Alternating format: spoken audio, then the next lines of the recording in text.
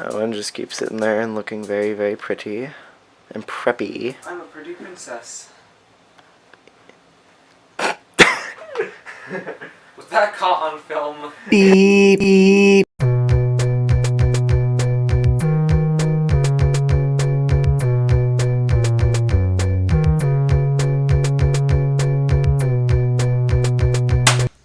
Okay.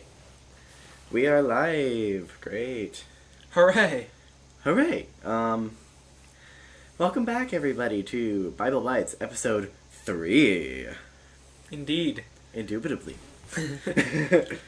Greetings and salutations. Okay, my bad. 3 is me. Alright, let's generate our number. Alright, we are turning to page 83 today. Ooh, boy, we might be in Genesis even. Probably. In mine, Genesis goes all the way until... 83, and I swear if it's genealogy, I'm just going to absolutely crash out. 83 looks like it goes all the way to Genesis 14. Really? Genesis 14 is 31 verses, spanning over roughly one page. Nice. Not terrible, not terrible. Well, 2 pages, sorry, not bad. My bad. Okay, I guess. Oh, this is a pretty good chapter. Yeah, lots of good stuff here. Oh, we're in Exodus. My bad. What? Exodus 14, my bad. Exodus 14. My bad. Oh. I was talking about Genesis, then we ended up getting Exodus. My bad, peoples. Same thing. The amount of times I've said my bad. Can we put a counter up there, editor? Alright. Oh yeah, this is an excellent chapter.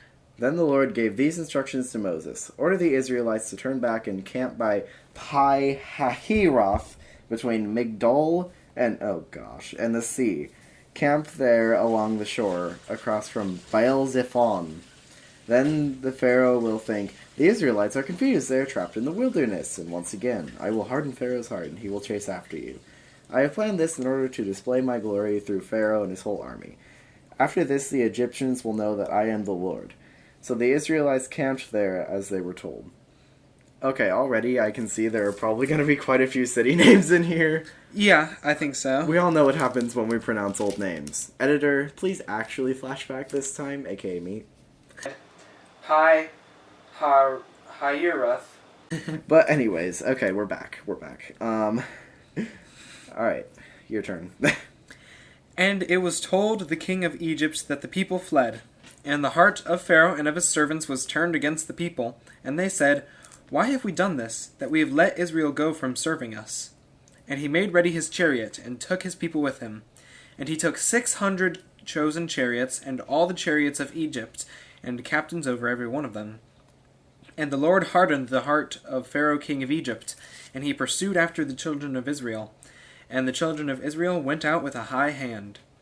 And the Egyptians pursued after them, all the horses and chariots of Pharaoh, and his horsemen and his army, and overtook them encamping by the sea, beside Pi-hahiroth, before Baal-zephon.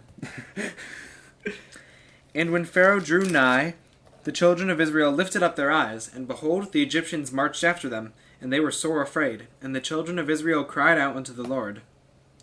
And they said unto Moses, Because there were no graves in Egypt, hast thou taken us away to die in the wilderness?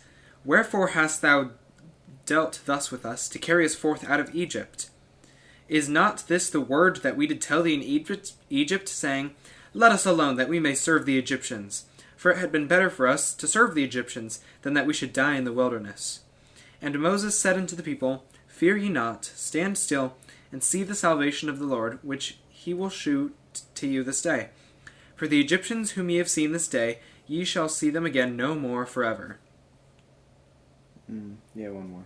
One more? Yep. The Lord shall fight for you, and ye shall hold your peace. Alright.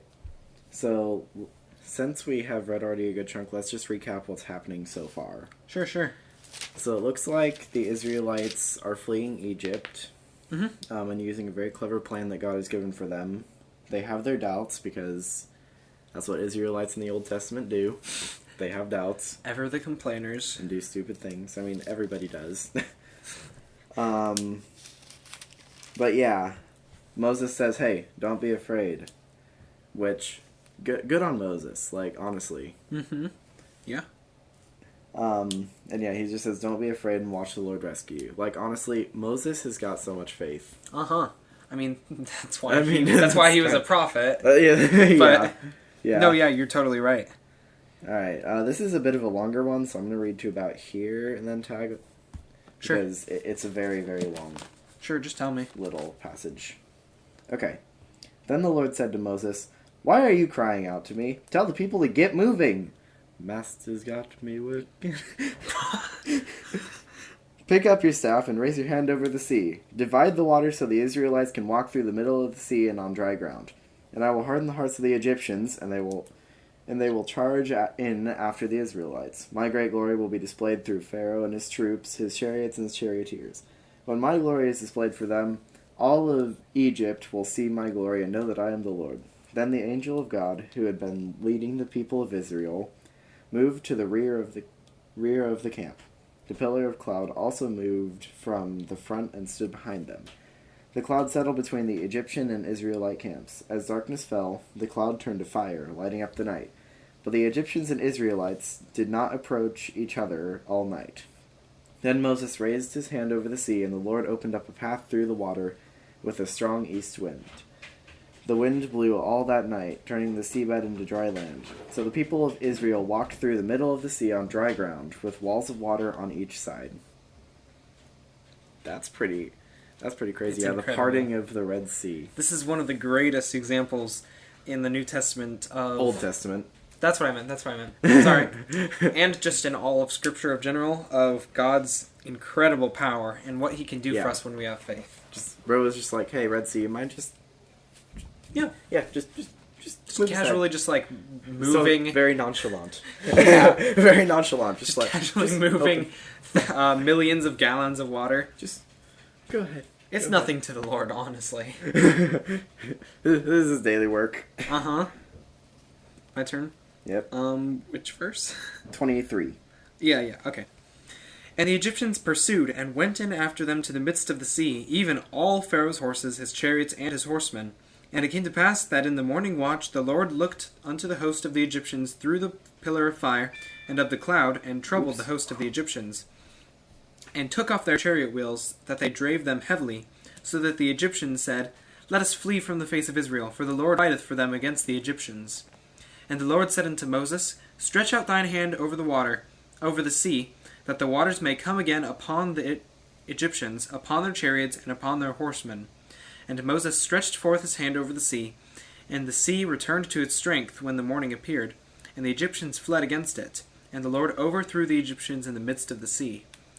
And the waters returned, and covered the chariots, and the horsemen, and all the host of Pharaoh that came into the sea after them. There remained not so much as one of them. But the children of Israel walked upon dry land in the midst... Sorry, is it your turn? Yeah, I think so. I think so. I think. That's my bad. But the people of Israel had walked through the middle of the sea on dry ground, as the water stood up like a wall on both sides. That is how the Lord rescued Israel from the hand of the Egyptians that day. Can we just really quickly say how nonchalant that last sentence was? Just, oh yeah, that's how he rescued the Egyptians, or rescued the Israelites from the Egyptians. Yeah. So nonchalant. I know. Indubitably. Alright. And the Israelites saw the bodies of the Egyptians washed up on the seashore. Oh. When the people of Israel saw the mighty power that the Lord had unleashed against the Egyptians, they were filled with awe before him. They put their faith in the Lord and in his servant Moses. Fiend. Okay, great. All right. Well, a lot to unpack there. This is such a great chapter. Yeah. Yeah, what I'm picking up here is that God won't let anything stand in the way of your faith. Uh-huh. Heck, he'll part the whole Red Sea for you. Classic example. It also shows those who fight against the work of the Lord shall perish. Yep. In whatever way he deems fit. Yep. In this case, the drowning of very, very many people. Yeah. But it was their decision to be Yeah, they them. they literally said, like, they know that the Lord is helping the Israelites, they said, "Oh, look, the Lord is fighting for them," and they're like choosing to fight against the God of the whole universe. So like, Yeah, like it's not like they didn't deserve it. Don't try to put yourself in a greater place than God. Like, Yeah, exactly. The ancient Egyptian civilization was great. It was mighty, but I guess they were a little arrogant, as we can see here. No one is as great as God. Not even close. Yeah, yeah. I just love how nonchalant this entire chapter is. I know, it's just like... so nonchalant. I know. It's very casual in some ways. Just, yeah, that happened. But I mean, a lot of stuff like this happened to the Israelites, and they still, like, had so much trouble having faith. Yeah. Which is kind of crazy. It's a lot of people, including us today, have trouble in faith. It's a thing that happens. We're human. We're all human. Yeah, I know. Yeah.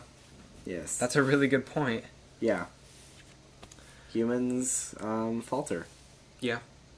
It's just part of our nature, but but yeah, we don't need to. You can just always know that God will be with us always. He will do anything that we ask in faith. That is part of His will. Yeah. Yeah, if you ask God to give you an opportunity to expand His kingdom, He will never deny you. Oh yeah, for sure. Yeah. Mm-hmm. Let's see.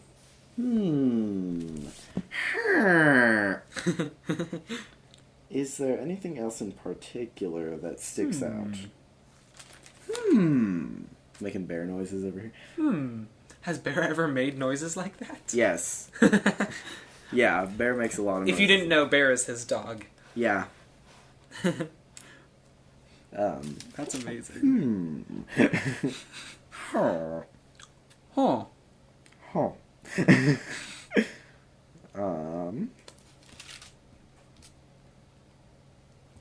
Honestly, I just can't help but notice the descriptions that are used here really are like, hey, look, the Egyptians are so great. Hey, look at this. God's greater. Boom! Yeah. Yeah, that's actually a good point.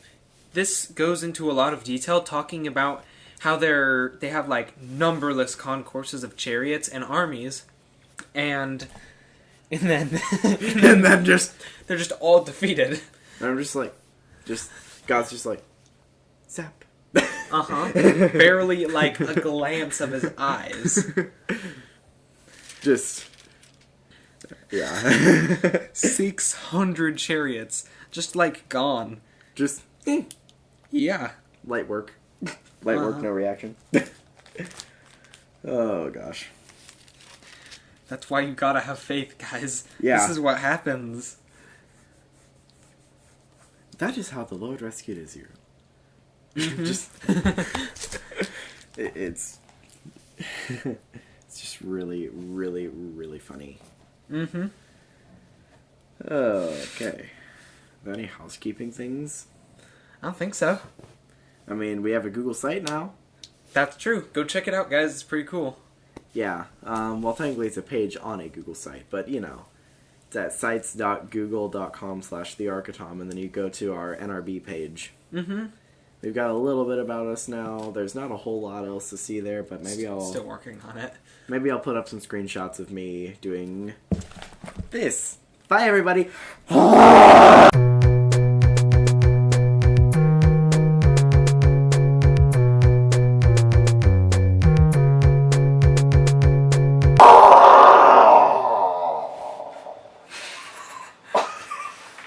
That was so long. Oh my gosh. Oh, yeah, it's not a it's not a touchscreen laptop. Darn it. You can probably stop it now. Yeah, I probably can. Excellent chapter. I love that. Yeah, very, very good chapter.